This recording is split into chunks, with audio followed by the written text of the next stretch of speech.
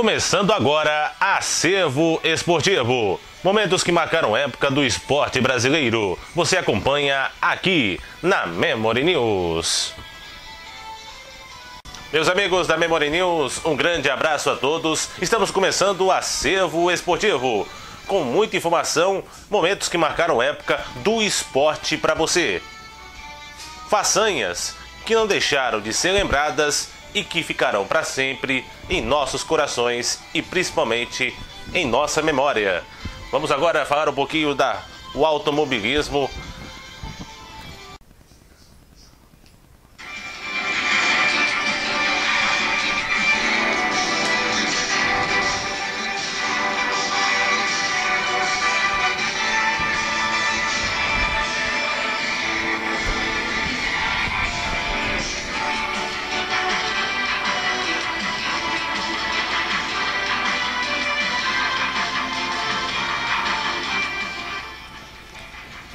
E falando sobre a Fórmula 1, há exatos 45 anos, um piloto morria para entrar para a história. De forma triste, mas entrou para a história, como o primeiro e único campeão da Fórmula 1 que conquistou um título após sua morte. Vamos falar de Jochen Rindt. Falecido em 1970, conquistou o seu título na última corrida, que foi o Grande Prêmio dos Estados Unidos em Watkins Glen, graças à vitória de Emerson Fittipaldi, que era até então companheiro dele, e garantiu o título para o piloto austríaco. Há exatos 45 anos, o líder da temporada, Jochen Rindt, morria vítima de gravíssimo acidente na entrada da curva parabólica durante o treino classificatório do Grande Prêmio da Itália daquele ano. Mas pouco tempo depois, e muito graças à vitória conquistada por Emerson Fittipaldi em Watkins Glen, Rindt tornava-se o primeiro e único campeão póstumo da Fórmula 1. A Lotus foi uma das maiores escuderias da Fórmula 1 e nos anos 70 perdia em números de títulos apenas para a Ferrari, com 6 títulos. A equipe de Colin Chapman teve 5 campeões diferentes em seus carros: Jim Clark, 1963 e 65, Graham Hill, em 1968, Emerson Fittipaldi em 1972, Mario Andretti em 1978 e Jochen Rindt em 1970. Este último difere dos demais por uma trágica característica: é o único campeão da Fórmula 1 a conquistar o título depois de morto. Quando a Fórmula 1 chegou a Monza, a tabela apontava Jochen Rindt da Lotus com 45 pontos. Jack Brabham, em seu carro próprio, com 25. Denny Hamlin, da McLaren, com 20 pontos. Jack Hicks, da Ferrari, e Jack Stewart, da Martin, com 19.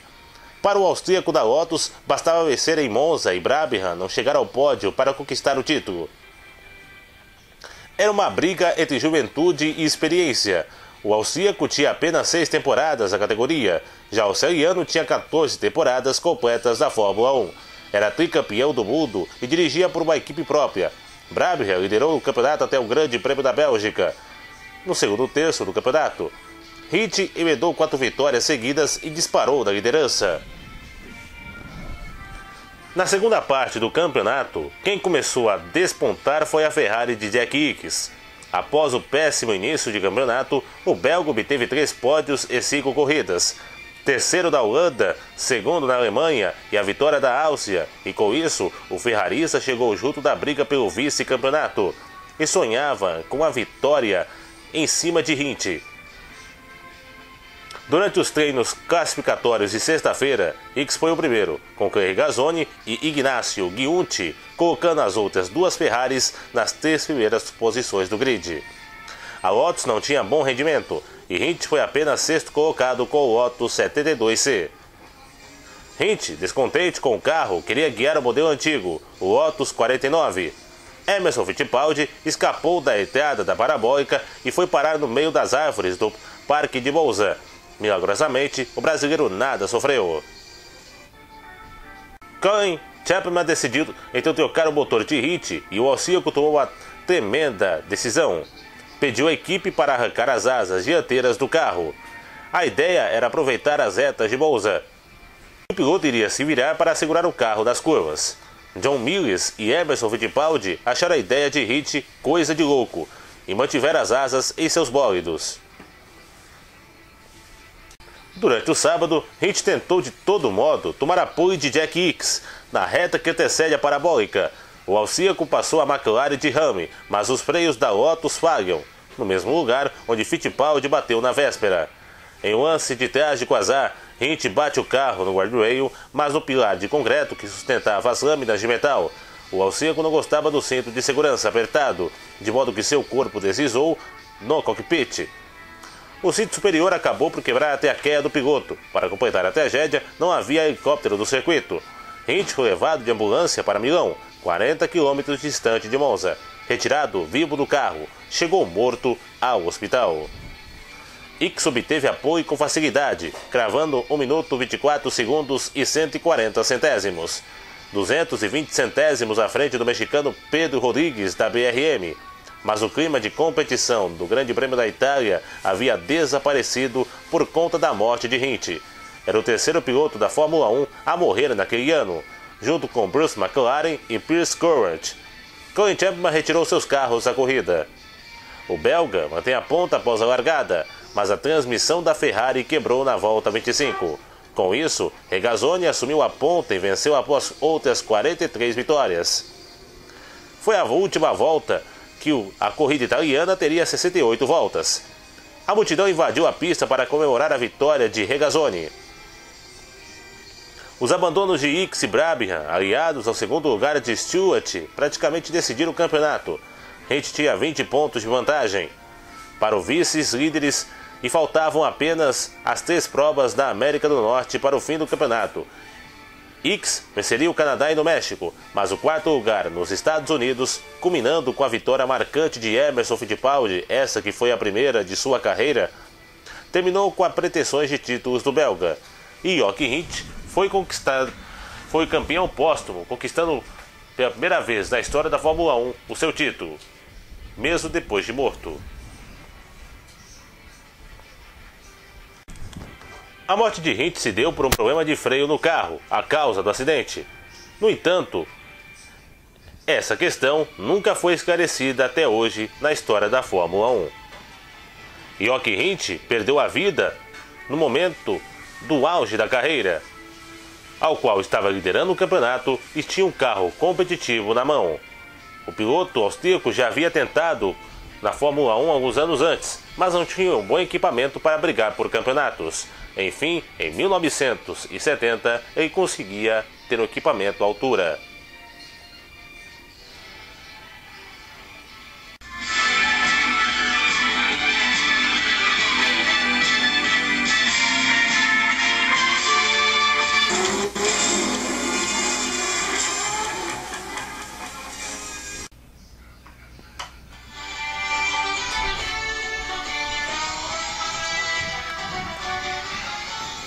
E o acervo esportivo continua.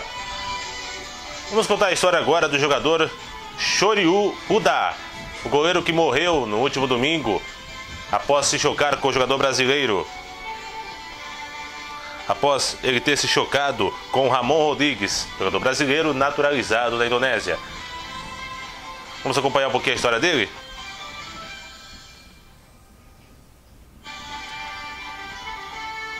Shoryu Uda nasceu no dia 2 de junho de 1979. Nasceu em Java, oriental da Indonésia, nacionalidade indonésio. Tinha 1,81 m de altura. Seu clube que jogou de 1999 a 2017 foi o Persela Lamongan. Estreou como futebolista em 1999 com o Persela Lamongan na Divisi 2 Liga Indonésia, a quarta categoria do futebol indonésio. Depois de 2 temporadas, ajudou o clube a subir para a Divisi 1 League Indonésia, terceiro nível da liga. De novo, 2 anos mais tarde, promovida à primeira divisão da Indonésia e finalmente em 2006 na Superliga da Indonésia, máxima categoria do futebol indonésio. Conseguiu sua maior conquista ao ficar na 4ª posição da Liga de Futebol 2011 e 2012, vencida por Sriwijaya FC. Jogou em total de 503 partidas pelo clube, sendo o jogador com mais encontros disputados da história do time. E ocupou até seu último jogo a braçadeira de capitão. No dia 15 de outubro de 2017, aos 38 anos de idade, durante uma partida onde disputava com o Marcelo Lamonga e o Semen Padang de Futebol Clube, após chocar-se com seu companheiro Ramon Rodrigues, que é brasileiro, na hora de tentar limpar a jogada da equipe adversária, o jogador não resiste e morre.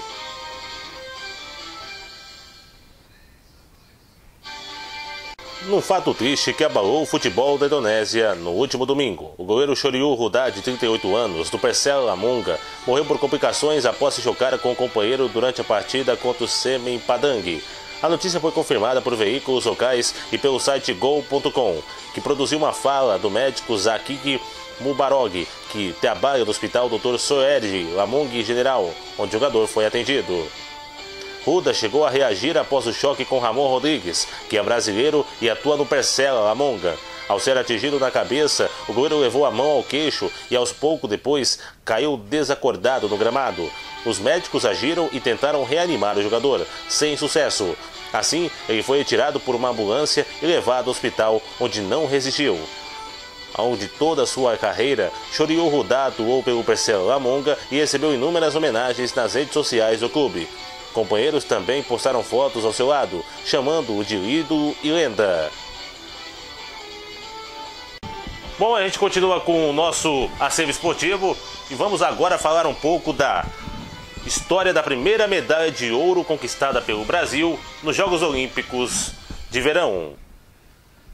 Há exatos 25 anos, a seleção masculina de vôlei derrotou a Holanda por 3-0 e entrou para a história por ter conquistado a primeira medalha de ouro em esportes coletivos no Brasil. Isso deu início a uma expansão da prática da modalidade no país e a profissionalização do esporte. Até então, os brasileiros só tinham olhos para o futebol. De lá para cá, o Brasil conquistou 19 medalhas em esportes coletivos, 4 euros, 10 pratas e 5 bronzes. O vôlei é a modalidade que trouxe as medalhas mais valiosas. Além do ouro de 1992, os homens trouxeram a medalha dourada em 2004. Em 2008 e 2012, eles também chegaram às finais, porém voltaram com a prata. Para Wagner Gomes, membro do Conselho Federal de Educação Física e apresentador do programa Estádio, o vôlei é o esporte mais organizado que temos no país. Gomes conta os motivos que levaram o voleibol brasileiro ao pódio tantas vezes. O voleibol se profissionalizou de tal forma que a organização do esporte tem hoje uma renovação praticamente natural. É um dos poucos esportes coletivos com um centro de treinamento de altíssimo nível. Até os clubes de futebol querem fazer pré-temporadas por lá, explicou. Das 7 esportes coletivos que são disputados nas Olimpíadas de Verão, o país conquistou medalhas em apenas 3, vôlei, basquete e futebol, e de ouro veio apenas uma no vôlei. Os demais esportes têm poucos adeptos no país, e em função disso, não tem equipes muito competitivas. Entre os esportes que o país ainda não subiu ao pódio estão o handebol, polo aquático, hóquei, sobre a grama e o rugby da 7. Este último fez sua estreia este ano nos Jogos Olímpicos do Rio. Gomes explicou a razão de o país não ser mais competitivo nesses esportes. Falta de planejamento é um programa a longo prazo do Brasil, incentivando outros esportes. O rugby feminino, por exemplo, ficou em 9º lugar. Com isso, elas conquistaram o direito de participar da Liga Mundial do ano que vem.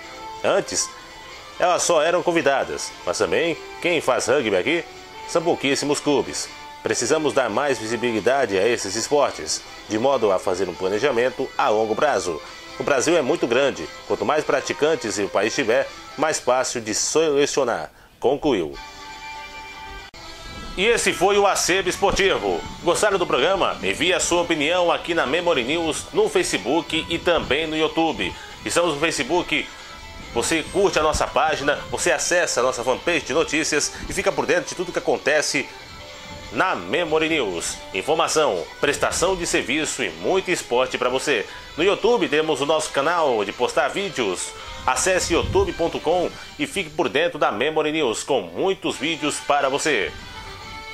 Estamos no aplicativo SoundCloud, soundcloud.com, ao qual são postados também todos os arquivos do arquivo histórico e também do Esporte e Ação. E também do Acervo Esportivo. Tem o nosso blog memoriavance.blogspot.com.br e o site atodavelocidade.com.br. Abraço a todos que acompanharam a Memory News. Até a próxima, Memory News, compartilhando a informação com você, também no esporte.